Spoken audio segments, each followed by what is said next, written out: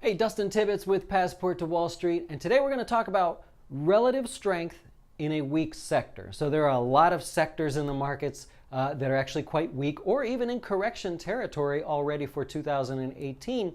And what happens when they bounce? We all know they're going to bounce eventually, but what happens to the stocks inside of them? What stocks do people choose first?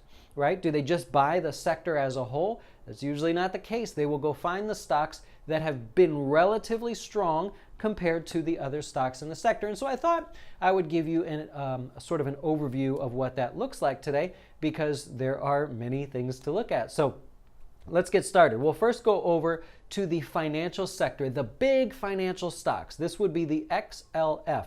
Now, these are going to cover those big global banking stocks, not really the local community banks, but more of the big guys, the ones we've all heard of: Goldman Sachs, JP Morgan, Morgan Stanley, Bank of America, Wells Fargo, and such.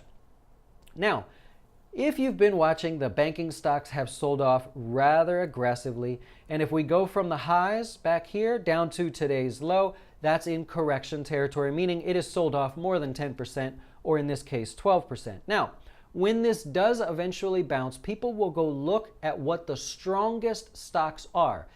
Now, since they're all pretty much negative, you have to look at which stocks sold off the least. So here is a good example, JP Morgan.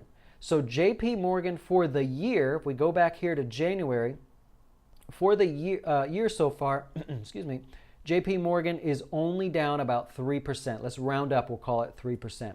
So that stock has held up when the whole sector has sold off 12%, right? So right there you would say that stock has relative strength to its peers. Now, a stock that does not would be Goldman Sachs. You can see already by just looking at the charts a clear, distinct difference. Here's Goldman Sachs selling off 16%. Let's call it 17% by the time we average up. And so this one is relatively weak compared to its peers. So again, just a real quick comparison to go, all right, the financial sector has sold off 12%. Are there any stocks that are showing some good strength? Yes, that would be JP Morgan holding up there in there. Now, it could still sell off further, of course, but being down only 3%, not too bad. That shows people aren't willing to sell such a strong name.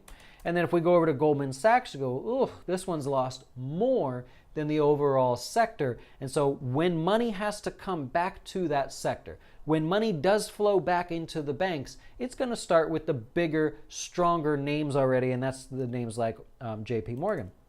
If you go around and you look at some of the other names, there's just not a lot of others to choose from, like Morgan Stanley, also down on the year. Bank of America, also down pretty nicely there. If we look at something like Wells Fargo, stuck near the lows. And so very quickly you go, there's not a lot of names to choose from. That's great, right? That makes it really obvious which stock people will have to go back to, because there's really not a lot of other ones to choose from. So that's a quick example, a quick idea of finding relative strength in a stock compared to its peers in the sector. And let's see what happens. When the banking stocks start to rally again, does money start to flow into JP Morgan first?